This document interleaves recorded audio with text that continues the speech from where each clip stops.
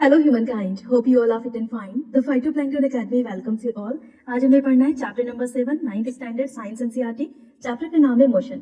बच्चों मोशन क्या होता है आपको पता है कि जब एक ऑब्जेक्ट एक जगह से मूव करके दूसरी जगह पर जाती है सिंपली उसको हम मोशन कहते हैं। मोशन के कंसेप्ट को हम 6th स्टैंडर्ड में भी पढ़ चुके हैं, वहां पर मैंने डिटेल में बताया था। सिर्फ 20 मिनट के अंदर चैप्टर कंप्लीट हो गया था। अगर आपने नहीं देखा तो प्लीज एक बार जाकर उसको देखें, लिंक मैं आपको डिस्क्रिप्शन में देती हूँ। तो बच्चों क्या होता है कि मोशन जब होता है किसी भी ऑब्जेक्ट का तो उसकी पोजीशन चेंज होती है, एक जगह से दूसरी जगह पर हो जाता है, लेकिन ये मोशन एक्चुअल में नजरिए पे भी बेस्ड करता है। एग्जाम्पल के तौर पे कि अगर आप ट्रेन में बैठे हुए हैं तो आपका दोस्त भी आपके साथ में है, तो उसके नजरिए के हिसाब से आप बच्चों रेस्ट में है, मोशन नहीं कर रहे हैं। लेकिन बाहर से अगर आपको कोई देखकर आपकी ट्रेन मूव कर रही है तो उसके हिसाब से आप मूव कर रहे हैं। तो यहाँ पर जो बच्चों ये नजरिया है ना, एक्चुअली इसको हम रेफरेंस पॉइंट कहते हैं। ठीक है, इसकी हम बात करेंगे रेफरेंस पॉइंट क्या होता है। देन डिस्टेंस, जब कोई ओवरऑल डिस्टेंस की हम बात करते हैं, एक इंसान ने पूरी डिस्टेंस कवर करी, उसको हम डिस्टेंस कहते हैं। यहाँ पे डायरेक्शन की बात नहीं करते, सिर्फ मैग्नीट्यूड, इसीलिए स्केलर क्वांटिटी है। डिस्प्लेसमेंट होता है कि जब हम शॉर्टेस्ट डिस्टेंस की बात करते हैं, जैसे कि आप गूगल मैप से कहीं पर जाते हैं तो आप देखते हैं छोटे से छोटा रास्ता कौन सा होगा, तो यहाँ पर हम डायरेक्शन की बात करते हैं, मैग्नीट्यूड भी लेते हैं। ये वेक्टर क्वांटिटी होती है, डिटेल में समझेंगे, अभी परेशान होने की जरूरत नहीं है। एग्जाम्पल के तौर पर मैं छोटा सा आपको समझा देती हूँ। देखिए ये एक बंदा है, ए पोजीशन से ये चला, इसने पूरा सर्कुलर मोशन इसी तरह करके तय किया और ये वापस अपना ए पोजीशन पर आ गया। तो इसने जो पूरी डिस्टेंस कवर करी है बच्चों, इसको हम डिस्टेंस कहेंगे। यहाँ पर हम नहीं देखेंगे ये कैसे आया था, कहाँ पे क्या डिस्टेंस, यहाँ पे डिस्टेंस, तो इसकी पूरी डिस्टेंस को कवर करके यहाँ पे नोट डाउन करके लिखेंगे। मान लीजिए ये आपकी 4 किलोमीटर थी, लेकिन बच्चों अगर मैं यहाँ पे आपसे डिस्प्लेसमेंट पूछूं तो ये 0 हो जाएगा। क्यों? जहां से वो गया था वो फाइनल उसी पोजीशन पर आ गया। कंसेप्ट को थोड़ा डिटेल में अभी आगे बढ़ते हैं, ये थोड़ा सा एग्जाम्पल बता रही थी। ओके, यूनिफॉर्म मोशन होता है जब कोई ऑब्जेक्ट का मोशन होता है इस तरीके से स्ट्रेट लाइन में कि वो यूनिफॉर्म स्पीड से। यूनिफॉर्म स्पीड का मतलब है कि इक्वल डिस्टेंस कवर करता है इक्वल टाइम में। मान लीजिए 1 मिनट में आप 5 मीटर की डिस्टेंस कवर कर रहे हैं, अगली दूसरी मिनट में भी आपने 5 मीटर की, 2 मिनट नहीं हो रही, अगली दूसरी मिनट, ठीक है, एक इसमें जुड़ जा रहा है, उसमें भी आपने 5 मिनट की डिस्टेंस कवर करी, तो मिलकर हो गया 10 मीटर। उसके बाद अगली मिनट में फिर से आपने 5 मिनट। तो इस तरीके से जब इक्वल टाइम इंटरवल में आप इक्वल डिस्टेंस कवर कर रहे हैं, that is your uniform motion. Non uniform motion इसका जस्ट अपोजिट होता है। यहाँ पे अनइक्वल डिस्टेंस आप कवर करेंगे इक्वल टाइम इंटरवल में, कि 1 मिनट में आपने 5 मिनट, अगली मिनट में 10 मिनट या 7 मिनट, इस तरीके से नॉन यूनिफॉर्म। उसके बाद बच्चों हम मोशन को पढ़ेंगे स्ट्रेट लाइन के रिस्पेक्ट में, एनसीईआरटी के जरिए हम यहाँ पर जाके देखेंगे स्ट्रेट लाइन पाथ में कैसा होता है। फिर हम डिस्टेंस एंड डिस्प्लेसमेंट इस एग्जाम्पल के जरिए यहाँ पर चेक करेंगे। यहाँ पर अलग अलग डेफिनेशन हम एनसीईआरटी के जरिए पढ़ेंगे, कुछ एक्टिविटीज कवर करेंगे। उसके बाद बच्चों हम समझेंगे यूनिफॉर्म नॉन यूनिफॉर्म मोशन को थोड़ा डिटेल में, यहाँ पे कैसे हम रेट ऑफ मोशन को मेजर करते हैं। ओके, नेक्स्ट बच्चों इसमें हमने ये सारी अब आपके एग्जाम्पल्स हैं, इनको सॉल्व करना है। उसके बाद बच्चों हम यहाँ पर चेंज इन वेलोसिटी, वेलोसिटी में चेंज होता है, एक्सेलरेशन, इन सब की बातें करने वाले हैं, क्या रिलेशन होता है एक्सेलरेशन एंड वेलोसिटी में। उसके बाद बच्चों ग्राफिकल रिप्रेजेंटेशन है जो बहुत मोस्ट इंपॉर्टेंट पार्ट है इस चैप्टर का। ग्राफिकल रिप्रेजेंटेशन में 2 तरह के ग्राफ्स पढ़ने हैं, आपका distance time graph and velocity time graph. तो जो डिस्टेंस टाइम ग्राफ है उसको हम समझेंगे, सबसे पहले समझेंगे कि एक्चुअल में ग्राफ होता क्या है, ग्राफ हम क्या क्या फाइंड कर सकते हैं, स्लोप कैसे फाइंड होता है, एरिया कैसे फाइंड होता है। अगर आपके पास ट्रायंगल है, ट्रायंगल के केस में एरिया क्या होता है, रेक्टेंगल के केस में एरिया क्या होता है, ये आपका परपेंडिकुलर बेस, किस तरीके से हम ग्राफ का स्लोप निकालते हैं, स्लोप से हम क्या क्या फाइंड कर सकते हैं। ठीक है, स्लोप निकालने के भी कई तरीके होते हैं। जो स्लोप होता है उससे क्या फाइंड करेंगे, अगर डिस्टेंस टाइम का ग्राफ है तो उसका स्लोप हमें वेलोसिटी प्रोवाइड करता है, वेलोसिटी टाइम का ग्राफ है तो उसका स्लोप हमें एक्सेलरेशन प्रोवाइड करता है। ये कैसे होता है, ठीक है बच्चों, अगर एक्सेलरेशन टाइम का ग्राफ है तो उसका जब एरिया फाइंड करते हैं तो उससे वेलोसिटी मिल जाती है, वेलोसिटी टाइम ग्राफ से हमें डिस्टेंस मिल जाती है उसके एरिया से।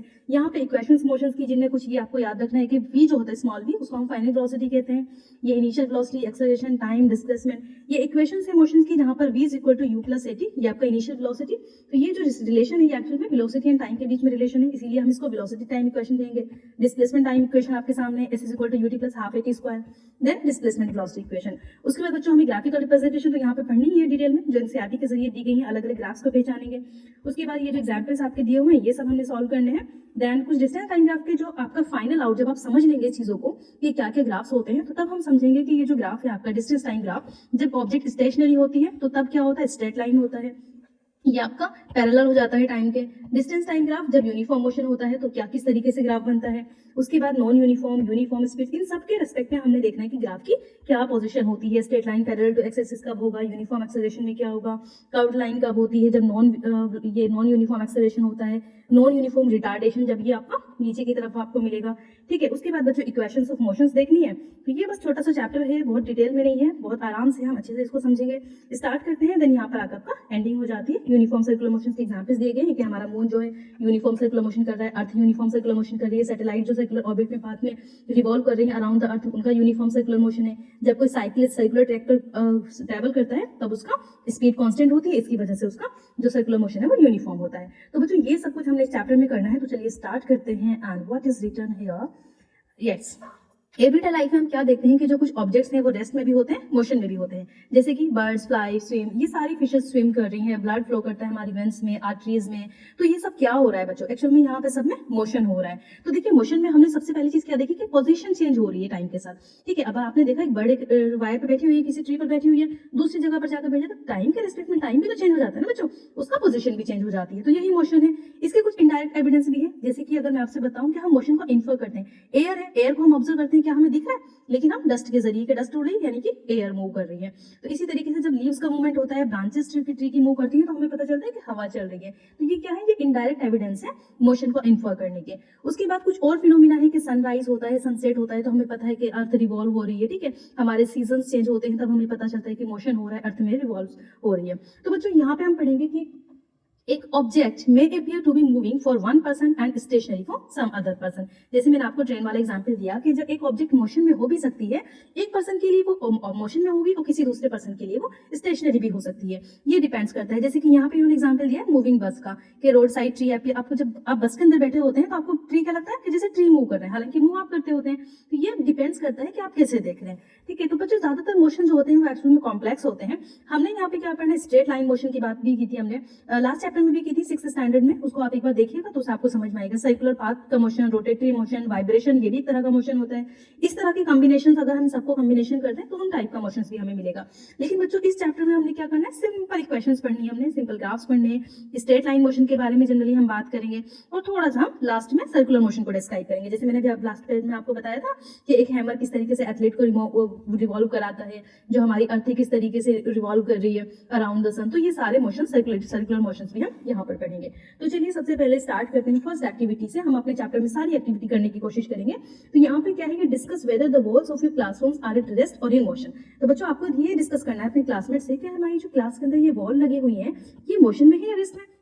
अब आप ये बात सुन के एकदम से आंसर देंगे कि ये तो रेस्ट में है, यहाँ पर तो वेलोसिटी 0 है, ये रेस्ट में। लेकिन बच्चों ये आपको ध्यान रखना है कि हमें किसके रेस्पेक्ट में, हमने आपसे कहा था ना रेफरेंस पॉइंट, अगर आप उसको देख रहे हैं तो आपके नजरिए के हिसाब से वो रेस्ट में है बच्चों, और इस अर्थ पे, पूरी अर्थ पे जो भी कोई उसको देख रहा है उनके नजरिए के हिसाब से वो रेस्ट में है। लेकिन अगर कोई स्पेस से देख रहा हो, दूसरे प्लैनेट से, हो सकता है मार्स पे कुछ लोग बैठे हो वो देख रहा हो, तो हमें पता है ना अर्थ तो कंटिन्यूसली मूव कर रही है, तो यहाँ पे वो अर्थ जो हमारी वॉल है वो मोशन में हो जाएगी। तो ध्यान ये रखना है कि जब भी हमसे कोई पूछे कि ये ऑब्जेक्ट, तो हमें देखना है कि हमारा रेफरेंस पॉइंट क्या है। ओके, नाउ ये अनदर एक्टिविटी है, ये आपको समझनी है, अगर नहीं समझ आ रही then you can ask me. यहाँ पे थिंक एंड एक्ट। बच्चों यहाँ पे क्या लिखा हुआ है, हम अपने चारों तरफ जब देखते हैं मोशंस को तो हमें कुछ इरेटिक मोशंस भी मिलते हैं जो कि अनकंट्रोल्ड होते हैं, जैसे कि फ्लड हुआ, रिवर्स, हरिकेन, सुनामी। ये कैसे होते हैं, एक्चुअल में हमारी अर्थ के अंदर ऐसा क्या सिस्टम होता है जिसकी वजह से ये मोशंस होते हैं। और कुछ कंट्रोल्ड मोशन भी होते हैं जो ह्यूमन बींग्स कराते हैं, जैसे कि हाइड्रो इलेक्ट्रिक पावर प्रोजेक्ट्स के अंदर से जैसे इलेक्ट्रिसिटी जनरेट होती है। तो ये सारे मोशंस को आपको कंपेयर करना है और फिर समझना है कि क्या ये जो इरेटिक मोशंस है ये जरूरी होते हैं। तो बच्चों आपको समझ में आएगा एट द एंड के अर्थक्वेक, फ्लड, सुनामी ये क्यों होते हैं और क्या ये जरूरी है ह्यूमन लाइफ के लिए, ये आपको समझना है। अब हम मोशन को डिस्क्राइब करते हैं, अपने पॉइंट्स पर आते हैं। तो जैसे मैंने आपसे कहा था कि जब भी हम मोशन को डिस्क्राइब करेंगे, किसी भी ऑब्जेक्ट्स की लोकेशन को बताएंगे, तो हम एक रेफरेंस पॉइंट देते हैं, एक स्पेसिफिक रेफरेंस पॉइंट। एग्जांपल के तौर पे मैंने आपसे कहा कि आप इसी का एग्जांपल लेते हैं एनसीईआरटी का। Let's assume that a school in a village is 2 kilometre north on the railway side. कि मैंने किसी ने आपसे कहा कि आपका जो विलेज है वो 2 किलोमीटर नॉर्थ साइड में है रेलवे स्टेशन के। ये आपका रेलवे स्टेशन है, इस रेलवे स्टेशन के नॉर्थ वाली साइड में 2 किलोमीटर दूरी यहाँ से अगर हम जाएंगे तो आपका स्कूल पड़ता है। किसी ने आपसे ये बताया, ठीक है। तो यहाँ पे बच्चों रेफरेंस पॉइंट क्या हुआ, रेफरेंस पॉइंट हुआ आपका रेलवे स्टेशन। किसी और रेलवे स्टेशन को भी आप ले सकते हैं अपने कन्वीनियंस के हिसाब से। मैं आपसे कहूँ जहाँ पर हमारा होटल है, उस होटल से अगर आप ईस्ट डायरेक्शन में जाएंगे तो 5 किलोमीटर आपको चलना पड़ेगा, वहां पर आपका स्कूल पड़ता है, ठीक है। तो यहाँ पर रेफरेंस पॉइंट क्या हुआ, होटल। होटल के रेस्पेक्ट में हम मतलब कुछ भी जिसके रेस्पेक्ट में आप बताते हैं, जैसे आपसे कोई व्यक्ति रहता है, आपका रास्ता पूछना है, इधर की तरफ आपका डिपार्टमेंट है, तो आप कहेंगे कि आपको सेंट्रल पॉइंट से होकर जाना है, इधर निकलना है, उधर सेंटर। तो जो जगह आप बता रहे हैं एक्चुअल में वहां से आपको पास करना है, वहां से आपको पास करना है, ये जो आप बातें बता रहे हैं एक्चुअल में ये आपके होते हैं रेफरेंस पॉइंट, ठीक है। आई समझ में। तो रेफरेंस पॉइंट क्या होगा, एक फिक्स्ड पॉइंट होता है जिसको हम कंसीडर करते हैं लाइन सरफेस स्पेस के लिए, so that motion can be described easily, ताकि हम अपने मोशन को इजीली डिस्क्राइब कर सकें, लोकेट कर सकें पोजीशन को ऑब्जेक्ट की। It's the complete length of the path between any two point is called distance. ये स्केलर क्वांटिटी है, इसका सिर्फ मैग्नीट्यूड चेक करते हैं, डायरेक्शन नहीं देखते। जैसे मैं आपको एग्जांपल देती हूँ, यहाँ पे ए पोजीशन से कोई ऑब्जेक्ट बी पोजीशन पर जाती है, देन सी पर एंड देन डी पर। बीच की डिस्टेंस यहाँ पे 2 मीटर मान लेते हैं, 2 मीटर। यहाँ पे अगर आपसे डिस्टेंस निकलवानी हो तो डिस्टेंस को हम टोटल, क्योंकि हम क्या निकालें कंप्लीट लेंथ, तो यहाँ पे बच्चों डिस्टेंस हो जाएगी आपकी 2 + 2 + 2 यानी कि 6 मीटर। बट अगर डिस्प्लेसमेंट की बात करें तो डिस्प्लेसमेंट होता है शॉर्टेस्ट डिस्टेंस। ऑब्जेक्ट को ए पोजीशन से डी पोजीशन पर आना है तो वहां को ये इस डायरेक्शन में डायरेक्टली आ सकती है, शॉर्टेस्ट डिस्टेंस होगी। तो यहाँ पे आपका डिस्प्लेसमेंट सिर्फ 2 मीटर आएगा। तो डिस्प्लेसमेंट की डेफिनेशन है, it's a direct length between any two point when measured along the minimum path between them. Okay, यहाँ पे आपको डायरेक्शन भी मेजर करनी होती है, ये वेक्टर क्वांटिटी है। एग्जांपल्स मैंने आपको दिया था सर्कल वाला भी कि ए पोजीशन से अगर वापस उसी पोजीशन पर आएगी तो डिस्प्लेसमेंट 0 होगा। इसको हम ऐसे भी ले सकते हैं, अगर कोई ऑब्जेक्ट ए पोजीशन से बी पर जाती है एंड 50 किलोमीटर वो चलती है और फिर वो वापस स्ट्रेट लाइन पाथ में बी से ए पर वापस आ जाती है, देन उसका डिस्प्लेसमेंट 0 हो जाता है, क्योंकि यहाँ पे initial and final position same हो जाएगी, जहां से चली थी वहीं पर वापस आ गई। बट अगर डिस्टेंस की बात करें तो हमें टोटल ओवरऑल डिस्टेंस लेनी पड़ती है, दैट इज 50 + 50। पहले 50 में गई, देन 50 में वापस आई, तो 100 kilometre. Okay, now uniform motion, the type of motion in which the object travels in a straight line with uniform speed. Straight line में चलती है यूनिफॉर्म स्पीड से। कैसे? जैसे मैंने अभी एग्जांपल दिया था कि 1 मिनट में मान लो उसने 5 मीटर की डिस्टेंस तय करी है, तो अगली मिनट में भी वो 5 मीटर की डिस्टेंस तय करेगी। तो अगर हम इसको लिखेंगे तो द 1 यहाँ से 1 मीटर बढ़ जाता है, इसी वजह से 2 लिखा है, यहाँ पे आ जाएगा आपका 10। फिर अगली तीसरी मिनट में भी 5 मीटर की डिस्टेंस तय करेगी, दैन इट विल बी 15। आप इसको ऐसा समझ लीजिए कि आप अपनी स्कूटी चला रहे हैं और आप इक्वल टाइम इंटरवल में इक्वल डिस्टेंस कवर कर रहे हैं, यूनिफॉर्म स्पीड से जा रहे हैं, आप अपनी स्पीड चेंज नहीं कर रहे, ठीक है? तो वो होता है uniform motion. Generally uniform motion नहीं होता, क्योंकि हम अपनी चेंज कर देते हैं स्पीड को, ट्रैफिक भी होता है, कभी रोक देते हैं, कभी तेज करते हैं, तो उस केसेस में ज्यादातर यूनिफॉर्म मोशन हमें देखने को मिलता है। बट यस, यूनिफॉर्म मोशन भी एग्जिस्ट करता है। नॉन यूनिफॉर्म मोशन का मतलब है कि अनइक्वल डिस्टेंस में इक्वल टाइम इंटरवल में कवर कर रहे हैं। 1 मिनट में शुरू में जब हम घर से चले थे तो 1 मिनट में हमने 5 मीटर की डिस्टेंस कवर करी थी, अगली दूसरी मिनट में हमने 10 मीटर बहुत तेज कर लिया अपनी स्पीड, फिर तीसरी मिनट में क्या हुआ, हम किसी वजह से रुक गए तो स्पीड हमने स्लो कर ली, 2 मीटर कर दी। इस तरीके से अनइक्वल डिस्टेंस कवर कर रहे हैं इक्वल टाइम इंटरवल में, दैट इज नॉन यूनिफॉर्म। तो बच्चों, motion along straight line, the simplest type of motion is the motion along straight line. Straight line motion सबसे सिंपलेस्ट मोशन होता है। यहाँ पे हम डिस्क्राइब करेंगे कि एक मोशन ऑब्जेक्ट मूव करती है अलोंग स्ट्रेट पाथ। जैसे कि यहाँ पे एग्जांपल्स दिखाया गया है कि एक ऑब्जेक्ट ओ पोजीशन से चलती है, ए पोजीशन तक पहुंचती है, टोटल कितनी डिस्टेंस कवर करी, 60 kilometre. At first, the object moves through C, B and reaches A. ये C से होते हुए यहाँ पर गई है और A पोजीशन तक पहुंच गई है। Then it backs along the same path and reaches C through B. अब फिर यहाँ पे पहुंचने के बाद वापस आती है इसी स्ट्रेट लाइन पाथ पर B से होते हुए ये C तक पहुंच जाती है। तो बच्चों, अब हमारी नजर में अगर हम डिस्टेंस कवर निकालने लगे तो क्या होगा, O से A तक गई, A से वापस C तक आई। यहाँ पे हम कितना काउंट करेंगे, 60 प्लस यहाँ से यहाँ तक की डिस्टेंस, ये कितनी डिस्टेंस है, 35 मीटर। इसको आप देखिएगा, ये 35, तो टोटल कितना हो जाएगा, 95। बट अगर डिस्प्लेसमेंट निकलवाने लगे तो डिस्प्लेसमेंट के लिए हम क्या लेते हैं, इनिशियल से फाइनल। इनिशियल थी यहाँ पे 0, फाइनल कहाँ पर 25 पर पहुंची, तो यहाँ पर डिस्प्लेसमेंट 25 आ जाएगा। बस इसी एग्जाम्पल से यहाँ पे समझाया गया है कि शुरू में 95 एंड देन उसके बाद आपका 25। तो कहने का मतलब ये है कि जो हम डिस्टेंस निकाल रहे हैं वो एक्चुअल में ऐसी क्वांटिटी है जिसको हम डिस्क्राइब करते हैं सिर्फ उसकी न्यूमेरिकल वैल्यू में, और उस न्यूमेरिकल वैल्यू को हम बच्चों मैग्नीट्यूड कहते हैं। तो ये आप यहाँ से लिखेंगे, the numerical value of physical quantity is its magnitude. तो इस एग्जांपल से हमें पता चला। लेकिन बच्चों, जो डिस्प्लेसमेंट होता है that is the shortest distance measure from the initial to the final position of an object, उसको डिस्प्लेसमेंट कहेंगे। तो यहाँ पर हमने देखा कि जो ऑब्जेक्ट थी, जब उसका मोशन ओ से ए डायरेक्शन में हुआ तो डिस्टेंस 60 कवर करी, तो मैग्नीट्यूड 60 हुआ। लेकिन जब ओ से ए की तरफ वो वापस आती है, उसने डिस्टेंस कवर की थी 60 + 25 दैट इज 85, लेकिन यहाँ पे डिस्प्लेसमेंट 35 होगा। बेसिकली इसी चीज को ये समझाने की कोशिश कर रहे हैं। Now the magnitude of the displacement for a course of motion में भी 0, किसी वजह से मैग्नीट्यूड 0 भी हो सकता है, but the corresponding distance covered is not 0। लेकिन डिस्टेंस कभी 0 नहीं होती, क्योंकि अगर आप थोड़ा सा भी मूव कर रहे हैं तो वहां पर डिस्टेंस 0 नहीं होगी, लेकिन डिस्प्लेसमेंट 0 हो सकता है किस केस में, जब position initial and final position same होती है। ओके, नाउ ये एक्टिविटी आपके सामने, take a metre scale and a long rope, walk from one corner of a basketball court to the opposite corner along its size measure the distance covered। देखिए क्या कहा इन्होंने कि यहाँ से आप मूव करेंगे बास्केटबॉल कॉर्नर में, इस तरीके से जाएंगे, ठीक है। जब आप इसके अपोजिट कॉर्नर पर पहुंचे, यहाँ से ये अपोजिट कॉर्नर पर पहुंच गए, तो यहाँ से आपको डिस्टेंस मेजर करनी है। मान लीजिए ये 4 मीटर का था आपका, ये भी आपका 4 मीटर का था, तो डिस्टेंस तो हो जाएगी 4 4 8, लेकिन बच्चों डिस्प्लेसमेंट क्या होगा, यहाँ पर हमने देखना है। तो इसको हम पाइथागोरस थ्योरम से निकालते हैं, मैं अभी आगे आपको बताऊंगी क्योंकि क्वेश्चन आने वाला है। ये अनदर एक्टिविटी है, इसको आप पढ़ के सॉल्व करने की कोशिश करें, नहीं आती तो आप मुझे बताएं। An object has moved through a distance, can it have 0 displacement. 0 हो सकता है, ऑफ कोर्स हो सकता है जब initial and final position same होंगी। A farmer moves along a boundary of a square square field of a side 10 meter in 40 seconds. What will be the magnitude of the displacement of the farmer at the end of 20 minute 20 seconds? तो बच्चों इस case में हम कैसे करेंगे, देखिए ये farmer है आपका, इसका जो फील्ड है इस तरीके से इसका स्क्वायर फील्ड है और हर एक फील्ड की 10 मीटर की लेंथ है। ओके, तो टोटल लेंथ कितनी हुई फील्ड की 40 मीटर। आए समझ में? वो 40 सेकंड्स में पूरी बाउंड्री कवर कर लेता है, तो 40 सेकंड्स में वो पूरी बाउंड्री कवर कर लेता है। इसका मतलब है कि वो 40 सेकंड्स में 40 मीटर चल लेता है। ठीक है, now what will be the magnitude of the displacement. यहाँ पे हमने डिस्टेंस निकालने की बात नहीं की, डिस्प्लेसमेंट किस केस में, जब फार्मर 2 मिनट 20 सेकंड चलता है। तो बच्चे 2 मिनट एंड 20 सेकंड कितना हो जाएगा 2 मिनट में, 60 60 120 मिनट्स एंड 20 मिनट्स 140 सेकंड्स। ठीक है, अब 140 सेकंड्स में अगर हम बहुत आसान तरीके से करें तो देखिए यहाँ पे ए पोजीशन मान लेते हैं। ए पोजीशन से फार्मर चलता है और उसने एक डिस्टेंस कवर करी 40 सेकंड में यहाँ पर, तो 40 सेकंड्स खत्म हो गए, एक सर्किल भी खत्म हो गया।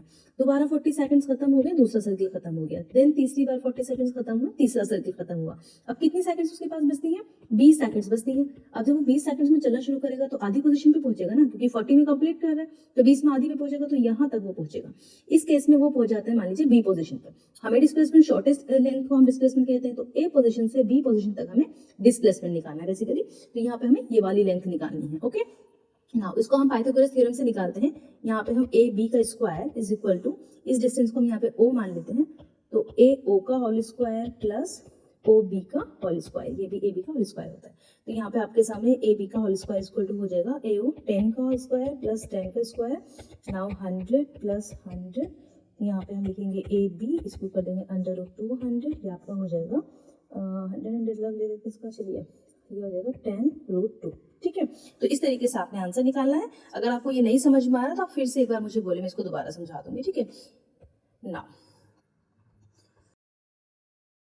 Uniform and the non uniform motion, यहाँ पे कंसिडर करिए कि ऑब्जेक्ट स्ट्रेट लाइन में बात कर रही है, स्ट्रेट लाइन में बात कर रही है। ठीक है, और उसने ट्रेवल किया 5 मीटर फर्स्ट सेकंड में, अगली 5 मीटर नेक्स्ट 5 सेकंड में। वही सेम चीज आ रही है कि इक्वल डिस्टेंस कवर कर रही है ऑब्जेक्ट इक्वल टाइम इंटरवल में। तो इस तरह के मोशंस को हम यूनिफॉर्म मोशन कहते हैं। जैसे कि आप अपनी स्कूटी से जा रहे हैं, आपने इक्वल डिस्टेंस मेंटेन की हुई है, दैट इज यूनिफॉर्म मोशन। लेकिन बच्चों जनरली मैंने बताया था कि जनरली नॉन यूनिफॉर्म मोशन होता है, क्योंकि कभी ट्रैफिक होता है और कभी हम स्पीड में चलते हैं, तो वहां पर हमारी जो डिस्टेंस कवर होती है वो इक्वल डिस्टेंस कवर नहीं होती इक्वल टाइम इंटरवल में, तो यहाँ पे नॉन यूनिफॉर्म मोशन आ जाएगा। Equal distance in equal interval, ये आपका यूनिफॉर्म मोशन का एग्जांपल है। लेकिन हमारी डे टू डे लाइफ में जो हम मोशंस देखते हैं वहां पर हम अनइक्वल डिस्टेंस कवर करते हैं। जैसे कि हम कार को मूव करा रहे, क्राउडेड स्ट्रीट में एक पर्सन जॉगिंग कर रहा है, तो ये जो स्पीड्स हैं, जो उस स्पीड से वो चल रहा है, that is non uniform motion. यहाँ पे बच्चों एग्जाम्पल्स किए, हाँ ये आपके सामने टेबल है, इसको समझते हैं। देखिए टाइम 9:30 हो रहा है, उस टाइम पे ऑब्जेक्ट ए ने 10 मीटर कवर किया, ऑब्जेक्ट बी ने 12 मीटर कवर किया। जैसे ही 9:45 है, यानी कि 15 मिनट का गैप आया है यहाँ पे, और यहाँ पे ऑब्जेक्ट ए ने 20 मीटर कवर कर लिया, ऑब्जेक्ट बी ने 19 मीटर, यानी कि 7 मीटर बढ़ गए यहाँ पे। ओके, और यहाँ पे पड़ा है 10 मीटर। अगली 15 मिनट में जब 10 बज गए, यहाँ पे 30 मीटर हो गया, ऑब्जेक्ट ए ने 10 मीटर और कवर किया, ऑब्जेक्ट बी ने यहाँ पे आपके +4 कर दिया। इसी तरीके से अब हम देखें यहाँ पे, तो बच्चों ऑब्जेक्ट ए हर 15 मिनट में 10 मीटर कवर कर रही है, that is uniform motion. Okay, लेकिन इस केस में क्या हो रहा है, हर 15 मिनट के गैप में इक्वल टाइम इंटरवल में object B unequal distance cover कर रही है, 7 से 4 फिर आगे अलग, तो यहाँ पे क्या हो रहा है, नॉन यूनिफॉर्म मोशन। यहाँ पे हमने रेट ऑफ मोशन को मेजर करना है। देखिए आप अक्सर देखेंगे क्रिकेट में इस तरीके से बॉलिंग स्पीड दिखाई जाती है, तो ये बता रहे हैं 140 किलोमीटर पर आवर। इसको हम कैसे निकालेंगे, मीटर पर सेकंड में। देखिए स्पीड को हम निकालेंगे यहाँ पर 140, ये किलोमीटर है आपका, पर आवर दिया हुआ है, तो 140 को हम मल्टीप्लाई करेंगे 1000 से, 1000 से क्यों, क्योंकि हमें किलोमीटर को मीटर में कवर करना होता है, आपको पता है कि 1 किलोमीटर में 1000 मीटर होते हैं। ओके, नाउ यहाँ पे आर है आपका, तो 1 × 60 × 60, इसको आप मल्टीप्लाई करें इस तरीके से, जैसे 36 से आपका हो जाएगा 140 × 10 डिवाइडेड बाय 60 36, यहाँ पे आपका अराउंड 86 के करीब आंसर आएगा, आप इसको चेक करें। ओके, नाउ डिफरेंट ऑब्जेक्ट्स में take different amount of time to cover a given distance, some of them move fast, कुछ फास्ट मूव करते हैं, कुछ स्लो मूव करते हैं। तो ये जो रेट होती है बच्चों, ये ऑब्जेक्ट्स में अलग अलग हो सकती है, और कुछ अलग ऑब्जेक्ट्स सेम स्पीड से भी मूव कर सकते हैं। The rate of motion of an object is find out the distance travelled by the object in unit time. तो जो मोशन की रेट होती है किसी भी ऑब्जेक्ट की, उससे हम क्या फाइंड करते हैं, the distance travelled by the object in unit time. ये जो डिस्टेंस वो ट्रेवल कर रहा है पर यूनिट टाइम, जैसे अभी हमने देखा कि हमने बॉल की स्पीड देखी 140 किलोमीटर पर आवर, तो यहाँ पे कितनी डिस्टेंस कवर डिग्री पर यूनिट टाइम। ये इसको हम क्या कहते हैं, इसको हम स्पीड कहते हैं। यानी कि स्पीड का फॉर्मूला क्या हो रहा है आपका, डिस्टेंस अपॉन टाइम। ठीक है, the SI unit of the speed is metre per second, इसीलिए मैंने क्या किया था 140 किलोमीटर पर आवर को मैंने मीटर पर सेकंड में करने की कोशिश की। तो वहां पे क्या पता चलता है कि ये जो मीटर पर सेकंड है एक्चुअल में ये हमारी एसआई यूनिट है, स्टैंडर्ड यूनिट है। मीटर पर सेकंड, इसको हम मीटर पर सेकंड इस तरीके से भी रिप्रेजेंट करते हैं एंड मीटर पर सेकंड इस तरीके से भी रिप्रेजेंट करते हैं। The other unit of the speed include centimetre per second, okay, kilometre per hour ये अदर्स है, लेकिन जो हमारी एसआई यूनिट है that is metre per second. Okay, to specify the speed of an object we require only magnitude. जब हम speed की बात करते हैं सिर्फ मैग्नीट्यूड की बात करेंगे, क्योंकि स्पीड का फॉर्मूला क्या होता है, डिस्टेंस अपॉन टाइम। लेकिन जब हम वेलोसिटी की बात करेंगे आगे, तो वेलोसिटी मैंने आपको बताया था वेक्टर क्वांटिटी होती है, तो यहाँ पर हम डिस्प्लेसमेंट की बात करेंगे। ठीक है, displacement upon time. The speed of an object need not to be constant, in most cases object will be in the non uniform motion. अक्सर केसेस में नॉन यूनिफॉर्म होती है, तो हम क्या करते हैं ऐसे केस में हम एवरेज स्पीड लेते हैं। अब आपसे किसी ने कहा कि आप जब घर से जाते हैं सुबह 8 बजे, आप अपने स्कूल से निकलते हैं और आप अपने 1 घंटे के अंदर 1 आवर में कितनी दूर है आपका स्कूल, 5 किलोमीटर। आपने ये 5 किलोमीटर देखिए, आप साइकिल से जा रहे हैं। ठीक है, एग्जाम्पल। तो क्या होता है बच्चों, जब आप घर से निकले थे शुरू में 8 बजे, 9 बजे आप वहां पर पहुंच रहे हैं, तो 8 बज के 10 मिनट पर हो सकता है आपने 1 किलोमीटर की डिस्टेंस तय कर ली हो। अगली 8 बज के 20 मिनट तक आपने सिर्फ 0.5 मीटर कवर किया हो, 0.5 किलोमीटर। तो क्या पता चल रहा है, नॉन यूनिफॉर्म मोशन कर रहे हैं, स्पीड कम बढ़ती हो रही है आपकी। तो ऐसे केसेस में हम क्या करते हैं, हम ओवरऑल डिस्टेंस निकालते हैं, एवरेज स्पीड। एवरेज स्पीड क्या थी, 8 से 9 तक आप चले, 1 आवर में आपने डिस्टेंस कवर कर ली 5 मीटर की, तो आपकी स्पीड क्या थी। तो वही हम स्पीड वाले फॉर्मूले से एवरेज स्पीड निकालेंगे। टोटल डिस्टेंस कितनी कवर करी, टोटल टाइम कितना लिया, v is equal to s divided by t. Examples यहाँ दिया गया कि 100 किलोमीटर 2 आवर्स में कवर करें तो 15 किलोमीटर पर आवर की डिस्टेंस हो जाएगी। एक Now, an object travels 16 meter in 4 seconds and another 16 meter in 2 seconds. What is the average speed of the object? तो यहाँ पे average speed निकाली है हमने। पता है कि फॉर्मूला क्या होता है average speed का, देखिए total distance travel divided by the total time. तो बच्चों टोटल डिस्टेंस हो जाएगी 32 मीटर एंड उसको डिवाइड करेंगे 6 सेकंड से। यहाँ पे आपका टोटल टाइम लेंगे 4 सेकंड, 2 सेकंड इसको ऐड कर देंगे, 6 सेकंड हो जाएगा। डिस्टेंस को हमने ऐड किया 32 मीटर, तो इस तरीके से आपकी स्पीड आ जाएगी 5.33 मीटर पर सेकंड। अभी तक बच्चों हम स्पीड को मेजर कर रहे थे विदाउट डायरेक्शन के, हमारे पास डायरेक्शन नहीं थी। अब हम डायरेक्शन की बात करेंगे। जब स्पीड डायरेक्शन के साथ आती है उसको हम वेलोसिटी कहते हैं। The direction of the motion along with speed, ये जो क्वांटिटी है इसको हम वेलोसिटी कहेंगे, ये आपकी वेक्टर क्वांटिटी होती है। तो वेलोसिटी की definition, speed of an object moving in the definite direction. ये यूनिफॉर्म भी हो सकती है, वेरिएबल भी। यूनिफॉर्म तो आपको पता है, ये वेरिएबल यानी कि नॉन यूनिफॉर्म। बच्चों एवरेज स्पीड निकालने का वही सेम तरीका है, यहाँ पे इनिशियल वेलोसिटी फाइनल वेलोसिटी को ऐड कर देंगे, उसके बाद डिवाइडेड बाय 2। इसको मैथमेटिकली इस तरीके से रिप्रेजेंट करते हैं। आगे यहाँ पे हम देखते हैं the rate of the change of velocity. इससे पहले क्वेश्चन देख लेते हैं कि odometer of the car reads 2000 kilometre. Odometer क्या होता है, हमने लास्ट क्लास में पढ़ा था 8th स्टैंडर्ड में कि ओडोमीटर एक मीटर होता है हमारी गाड़ियों में लगा हुआ। उससे पता चलता है कि अभी तक हमारी गाड़ी कितना चली है। तो 2000 किलोमीटर गाड़ी चल चुकी थी, उसके बाद जब उसने अपनी ट्रिप स्टार्ट की तो 2400 किलोमीटर वो एंड पर पहुंची। कितना टाइम लिया, 8 आवर्स। तो यहाँ पे एवरेज स्पीड हमें निकालनी है, तो हमारे पास टोटल टाइम है 4400 किलोमीटर। कितने टाइम में, 8 आवर्स में। तो स्पीड हो जाएगी 400 डिवाइडेड बाय 8 आवर्स, ये आपका 50 किलोमीटर। लेकिन बच्चों जो आपकी एसआई यूनिट होती है वो होती है मीटर पर सेकंड। तो यहाँ पे हम क्या करेंगे, ये आपका 50 किलोमीटर पर आता है 1000 डिवाइडेड बाय 3600 सेकंड। ओके, इस तरीके से ये कैसा है 3000, 1 आवर्स में आपके 60 मिनट होती है एंड देन 60 सेकंड, तो आपका आ जाएगा 3600 ये सेकंड्स हो जाएगा। ओके, नाउ ये क्वेश्चन आप सॉल्व करके मुझे बताएं कैसे निकाला है। Then rate of change of velocity, uniform motion के दौरान एक ऑब्जेक्ट अपना स्ट्रेट लाइन पर जब होती है देन उसकी जो वेलोसिटी है वो कांस्टेंट होती है टाइम के साथ में। लेकिन वो जो नॉन यूनिफॉर्म मोशंस भी होते हैं जहाँ पे वेलोसिटी वेरी करती है।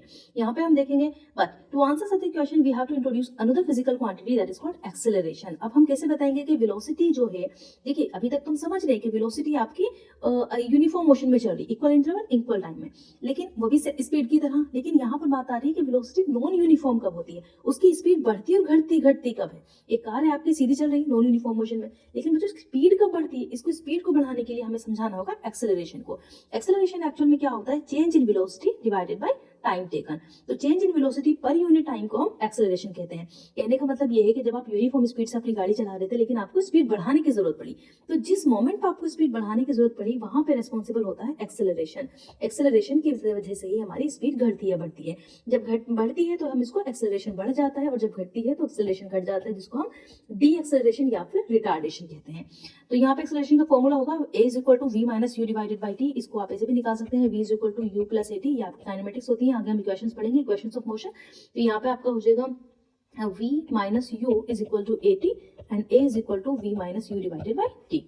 Okay, the kind of motion is known as, इस तरह के मोशन को हम एक्सेलरेटेड मोशन कहते हैं. जैसे कि स्पीड तेज हुई है, ये स्पीड एकदम से कम होती जा रही है, दैट इज एक्सेलरेटेड मोशन. इसकी यूनिट होती है मीटर पर सेकेंड स्क्वायर. इसके एग्जाम्पल से हम यूनिफॉर्म मोशन के एग्जाम्पल देखते हैं यहाँ पे. तो फ्री फॉलिंग बॉडी, जब किसी ऑब्जेक्ट को आप ऊपर से गिरा देते हैं छत पे से, तो वो जिस स्पीड से नीचे गिर रही है, free falling body, that is non uniform, उसकी स्पीड सेम रहती है. लेकिन बच्चों, an object can travel with non uniform acceleration if its velocity changes at a non uniform rate. अगर किसी बॉडी की वेलोसिटी चेंज होती है नॉन यूनिफॉर्म रेट से, तो वहां पर एक्सेलरेशन रिस्पॉन्सिबल होता है, और वो वेलोसिटी आपकी नॉन यूनिफॉर्म वेलोसिटी होती है. In your daily life you come across a range of motion जहां पर एक्सेलरेशन मोशन के डायरेक्शन में होता है, जैसे कि फ्री फॉलिंग बॉडी की हम बात कर रहे थे. Acceleration against the direction of motion, तो यहाँ पे क्या होता है, स्पीड कम डाउन हो जाती है. जैसे कि आप फेदर होता है ना, उस फेदर को आप जब ऊपर से गिराएंगे तो उसकी डायरेक्शन कभी तेज हो जाएगी तेज हवा के दौरान से, कभी कम हो जाएगी. तो इस तरह का मोशन अगेंस्ट होता है, जो डायरेक्शन होती है अगेंस्ट होती है मोशन के. ओके, तो बच्चों ये एग्जाम्पल आपको यहाँ पे सोल्व करना है. Starting from station position Rahul pedal से साइकिल, बाईसाइकिल यहाँ पे उसने क्या किया, वेलोसिटी 6 मीटर पर सेकंड थी 30 सेकंड में. उसके बाद उसने ब्रेक लगाया और उसकी bicycle come down 4 metre per second, तो ये नेक्स्ट 5 सेकंड में. तो इस केसेस में हमें क्या निकालना है, एक्सेलरेशन कैलकुलेट करना है. तो मैंने आपको बताया इनिशियल वेलोसिटी 0 है जब उसे स्टार्ट किया था, final velocity 6 metre per second, time कितना लगा 30 सेकंड. तो यहाँ पे एक्सेलरेशन हो जाएगा v माइनस u, वैल्यू रखेंगे answer 0.2 metre per second square. Second case में क्या होता है बच्चों, क्योंकि वो उसकी वेलोसिटी चलती हुई है, तो इस टाइम पे इनिशियल वेलोसिटी आपकी 6 मीटर पर सेकंड. अब उसने ओरिजिन से स्टार्ट नहीं करा, वो चल रहा था ना, जिस दौरान वो फाइनल पे पहुंचा था 6 मीटर पर सेकंड थी, तो यहाँ पर आपकी 6 मीटर पर सेकंड हो जाएगी इनिशियल. फाइनल जहां पर पहुंची 4 मीटर पर सेकंड. इस तरीके से v minus u minus v equal to ये आपका -4. अच्छा, इसका माइनस क्यों आया यहाँ पे, क्योंकि स्पीड जो है वो आपकी कम हो गई है. ठीक है, हम देख रहे थे पहले 6 थी, उसके बाद 4 आई, तो स्पीड कम हो रही है, डिक्रीज हो रही है, डी एक्सेलरेशन हो रहा है, रिटार्डेशन हो रहा है. तो यहाँ पे -0.4 मीटर पर सेकंड स्क्वायर होगा. ओके, नाउ हमें ग्राफिकल रिप्रेजेंटेशन देखनी है मोशंस की. बच्चों यहाँ पे distance time graph and velocity time graph हम पढ़ेंगे. देखिए, जब भी हम कोई ग्राफ पढ़ते हैं तो उसकी एक्स एक्सिस होती है ये इस तरीके से horizontal, then Y axis vertical होती है. ठीक है, जब हम ग्राफ प्लॉट करते हैं तो वहाँ पे हमें स्लोप फाइंड करना होता है एंड एरिया. अगर ये अलग अलग वजह से हम इनको फाइंड करते हैं. अगर ग्राफ के अंदर ट्राइंगल बना है तो 1/2 b इंटू एच जो उसका बेस होता है एंड हाइट, और अगर रेक्टेंगल बना है तो a इंटू बी हो जाता है, लेंथ एंड ब्रेथ. तो यहाँ पे बच्चों distance time graph and velocity time graph हमने पढ़ना है. देखिए, डिस्टेंस टाइम ग्राफ में मैंने आपको ऑलरेडी बता दिया कि इसके स्लोप से हम वेलोसिटी फाइंड कर सकते हैं, या आप नोट डाउन करके रखें. इसके स्लोप से हम एक्सेलरेशन फाइंड कर सकते हैं. कैसे करेंगे अभी आगे देखेंगे. ओके, ये इक्वेशंस ऑफ मोशन से इनको याद रखें. यहाँ पे पढ़ते हैं ग्राफिकल रिप्रेजेंटेशन. ग्राफ प्रोवाइड करता है convenient method to present basic information about a variety of events. अलग अलग इवेंट्स की वेराइटी को अच्छी तरीके से इजीली समझा देता है. अगर आप डॉक्टर के पास जाएं तो आप देखेंगे कि डॉक्टर किस तरीके से करता है, वे अक्सर एक ग्राफ पे प्लॉट कर लेते हैं कि किसी बच्चे को मेडिसिन दी है कि इस बच्चे की हाइट इतनी है. मान लीजिए बच्चा 5 साल का है, तो उसकी हाइट कितनी जा रही है, 5 साल का बच्चा है उसकी हाइट इतनी जा रही है, 10 साल का बच्चा उसकी हाइट इतनी हो गई है, तो किस तरीके से क्या मेडिसिन देनी है उसको, इसमें यहाँ मेडिसिन देने से इतनी बड़ी है, फिर ये हो रहा है, ये सब हो रहा है, कोई बीमारी तो नहीं है. तो इस पर ग्राफ से हमें ये कन्वीनियंट मेथड होता है जिससे हमें ज्यादा इन्फॉर्मेशन बहुत छोटी सी उसमें पता चल जाती है. जैसे हम टेलीकास्ट में देखते हैं वन डे क्रिकेट मैच में हमें पता चलता है वर्टिकल बार ग्राफ्स हमारे सामने आते हैं, हमें पता चलता है कि अभी ये रन रेट है, इस टीम ने इतना ओवर किया है. तो यहाँ पे जो स्ट्रेट लाइन ग्राफ होते हैं ये हमें सॉल्व हमारे लिए हेल्प होते हैं कि हम लीनियर इक्वेशंस को दो वेरिएबल्स को सॉल्व कर सकें, कि एक वेरिएबल वाई एक्सिस पे दूसरा वेरिएबल एक्स एक्सिस पे, कि वाई का एक्स पे क्या डिपेंडेंसी हो रही है, किस तरीके से ये फर्क पड़ रहा है, ये सारी चीजें हम करते हैं. डिस्टेंस टाइम ग्राफ में यहाँ पे आपको दिखाती हूँ. देखिए, इस वाई एक्सिस पे हम डिस्टेंस को मेजर करते हैं, देन टाइम इस एक्सिस पे एक्स एक्सिस पे टाइम को. आपको पता है टाइम इंडिपेंडेंट वेरिएबल है, टाइम किसी पे डिपेंड नहीं होता, एंड डिस्टेंस आपकी डिपेंडेंट वेरिएबल होती है, टाइम के ऊपर डिपेंड होती है. तो इस ग्राफ में हम देखेंगे कि हमने क्या किया है.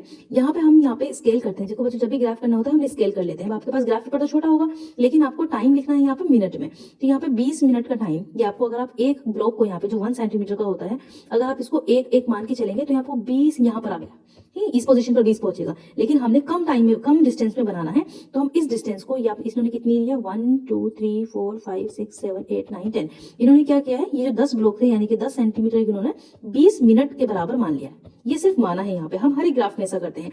अगले 10 सेकंड को 10 सेंटीमीटर को, फिर 20 के बराबर तो 40, इस तरीके से हम ग्राफ प्लॉट करते हैं. तो हमने एक्स एक्सिस पे क्या किया 20 40 60 ये लिया, और यहाँ पर वाई एक्सिस पे हमने डिस्टेंस ली है, तो यहाँ पे 10 20, यहाँ पे भी हम इसी तरीके से स्केलिंग करेंगे, दोनों जगह स्केलिंग करते हैं. उसके बाद हम ग्राफ प्लॉट करते हैं. तो मान लीजिए यहाँ पर आपका 20 सेकंड में जो ऑब्जेक्ट की डिस्टेंस है उसने कितनी डिस्टेंस कवर करी 20 सेकंड में, ये अराउंड आपके 12.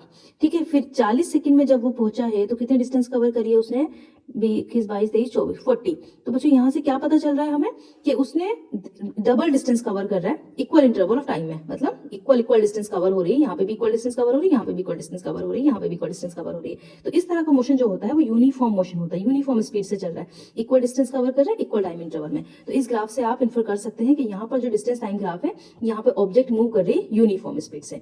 Okay, Now, the uniform speed, a graph of a distance traveled against the time is a straight line as shown in the figure 7.3. जैसा हमने देखा, आगे हम डिस्टेंस टाइम ग्राफ में डिटरमाइन कर सकते हैं स्पीड ऑफ एन ऑब्जेक्ट। अगर आपसे कोई पूछे कि डिस्टेंस टाइम ग्राफ से आप क्या क्या कर सकते हो, स्पीड देख सकते हैं ऑब्जेक्ट की। ऐसा करने के लिए हमें क्या करना पड़ेगा, जो स्मॉल पार्ट ए बी था इसका, यहाँ पर आप देखेंगे ए बी वाला पोर्शन, इस पार्ट से तो यहाँ पे आपको पता चलेगा the small part A B of the distance time graph shown in the 7.3, draw a line, यहाँ पे लाइन ड्रॉ करनी है एक्स एक्सिस से from a point A then another point Y axis पे बी। इससे हमें पता क्या चला, जब यहाँ पर ये लाइन आकर मिल जाती है एंड पॉइंट सी बना लेती है, एक ट्राइंगल बनता है ए बी सी।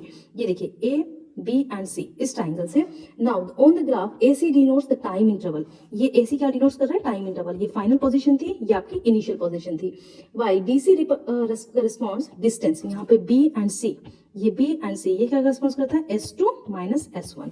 तो ये आपको बता रहा है डिस्टेंस। तो यहाँ पे हमें ग्राफ को क्या निकालना है, स्पीड निकालनी है। तो हम स्पीड निकालेंगे v is equal to S2 minus S1, T2 minus T1, ये आपकी हो जाएगी वेलोसिटी। ओके बच्चे देखिए ये क्या किया एक्चुअल में, ये आपके सामने यहाँ पे वाई एक्सिस थी, ये एक्स एक्सिस थी, ये आपका ग्राफ प्लॉट हुआ फाइनल। तो इस ग्राफ को हम क्या कह रहे हैं, स्लोप कह रहे हैं। जैसे मैंने आपको बताया था कि जो डिस्टेंस टाइम ग्राफ का होता है वो उसका जो स्लोप, उसका जो एरिया होता है, एक्चुअल में स्लोप अलग चीज है, एरिया अलग है। तो उसका जो एरिया होता है वो आपको वेलोसिटी देता है। इस फॉर्मूले के जरिए हमने वेलोसिटी फाइंड की है। यहाँ पे हमने BC, जो ये BC था एक्चुअल में ये पैरेलल था इस वाली लाइन के, ठीक है। तो यहाँ पे ये वाई एक्सिस है ना, तो हम इसको ऐसे भी कर सकते हैं, वाई एक्सिस का जो है ये y2 minus y1, okay, divided by यहाँ पे आपका x2 माइनस x1। इस तरीके से भी आप एक्सिस के जरिए ले सकते हैं, x2 माइनस x1। यहाँ पे आपको वेलोसिटी फाइंड हो जाएगी। Now we can also plot the distance time graph for accelerated motion. इसको हम एक्सेलरेटेड मोशन, अभी तो हमने यूनिफॉर्म मोशन के लिए लिया था, लेकिन एक्सेलरेटेड मोशन में क्या होगा, स्पीड कम डाउन हो जाएगी। इतने इक्वल ऑफ टाइम इंटरवल में हमें दिखाएगा कि स्पीड जो थी वो कम हो गई थी, यहाँ पहुंची थी, तो हमारा ग्राफ इसकी जगह यहाँ पे बनेगा। ग्राफ इस तरीके से शेप अलग हो जाएगी, ठीक है, कर्व्ड ग्राफ हो जाएगा।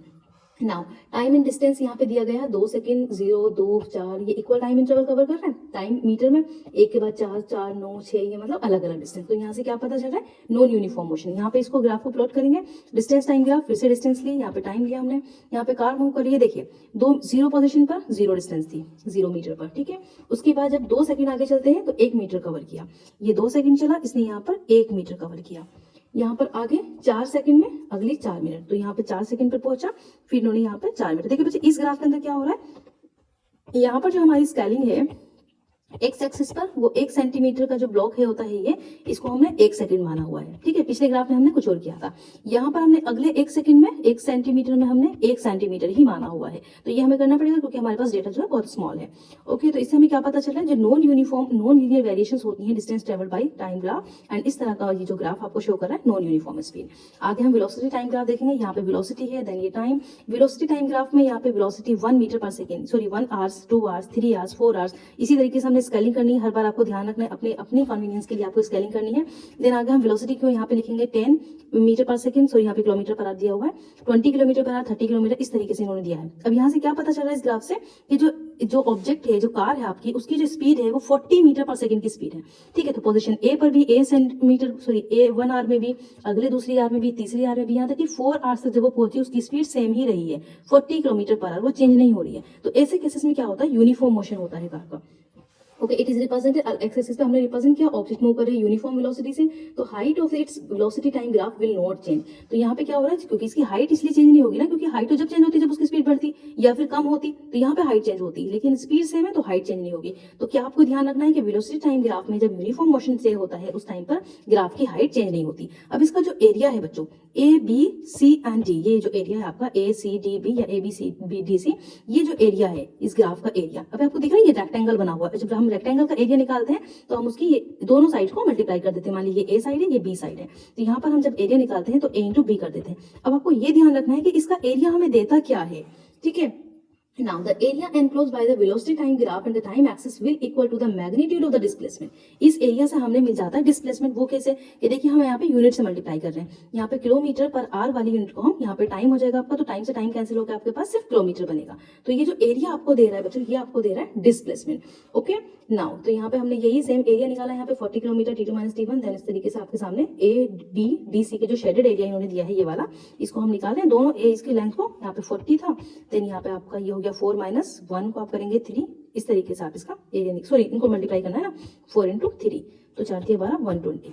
Okay, now velocity of the car eight a regular interval of time, यहाँ पे रेगुलर इंटरवल से वही सेम चीज यहाँ पे भी दिखाई गई है। इस तरीके से बच्चों आप यहाँ पे ग्राफ प्लॉट करेंगे तो जितने भी यूनिफॉर्मली एक्सेलरेटेड मोशंस होते हैं उनमें velocity time graph straight line का होता है। देखिए यहाँ पे टाइम दिया है, then velocity kilometre per hour में, तो ये जो टाइम है आपका 5 मिनट, फिर अगली 10 सेकंड, और यहाँ पे सेकंड्स में है, वहाँ पे आर में दिया हुआ था इसलिए कंफ्यूजन हो रही थी।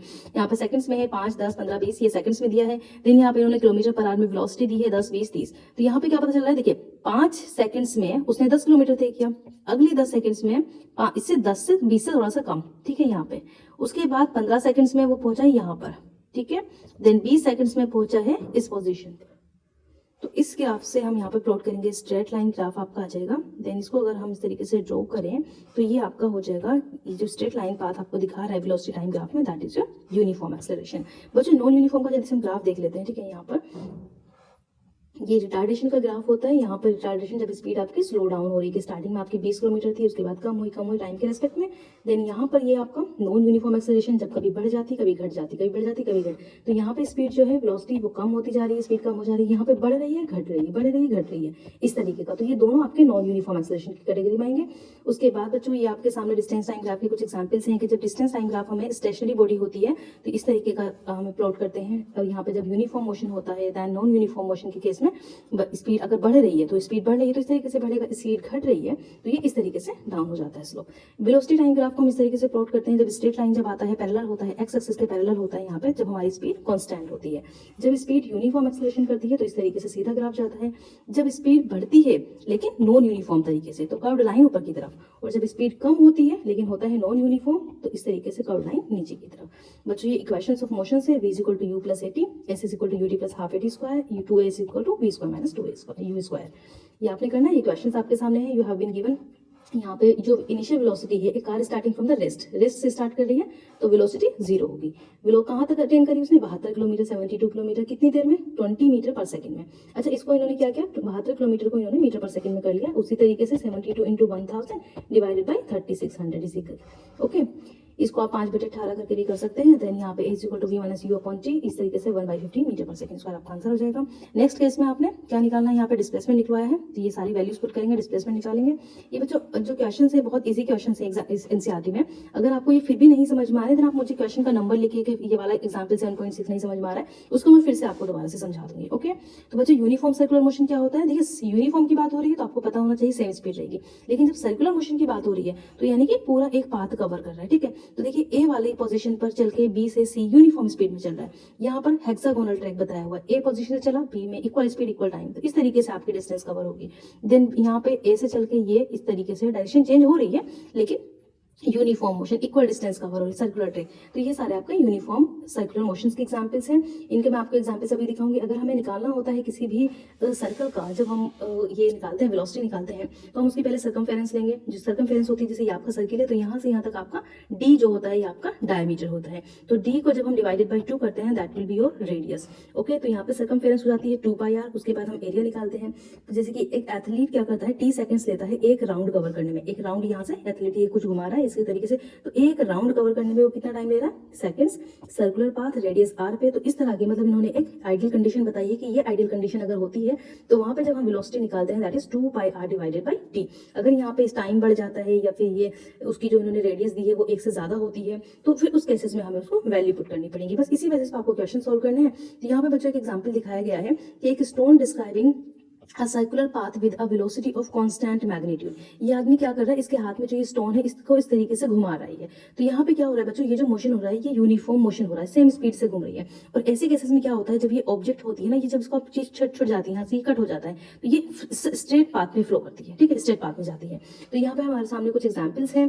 देखिए एक एग्जाम्पल है कि एथलीट क्या थ्रो कर रहा है, हैमर को थ्रो करता है, वो भी इसी तरीके से हैमर को थ्रो करता है, ठीक है। डिस्कस होती है, उसके पास एक फ्लैट ऑब्जेक्ट होती है, उसको भी वो स्पोर्ट्स में क्या करता है, इसी तरीके से मूव करता है। ऐसे केसेस में क्या होता है, उनको क्या करते हैं वो कि जो जब उनको वो मूव करा रहे हैं, ठीक है, बार बार इस तरीके से उनका मूवमेंट हो रहा है, तो क्या होता है जब उसको छोड़ते हैं ना वो, तो वो सेम डायरेक्शन में स्ट्रेट लाइन में मूव करती है और वो अपनी डिजायर्ड लोकेशन पे जाके गिरती हैं। तो इस तरह के हमारे पास एग्जांपल्स है जो यूनिफॉर्म सर्कुलर मोशन दिखाते हैं। जैसे कि मून का मोशन हुआ, मैंने अभी डिस्कस भी किया था, सर्कुलर ऑर्बिट में सैटेलाइट का मोशन हुआ, साइक्लिस्ट का मोशन हुआ सर्कुलर ट्रैक में, ये सारे एग्जाम्पल्स हैं। तो बच्चों इस चैप्टर में हमने क्या पढ़ा, मोशन जो होता है वो चेंज ऑफ पोजिशन होता है।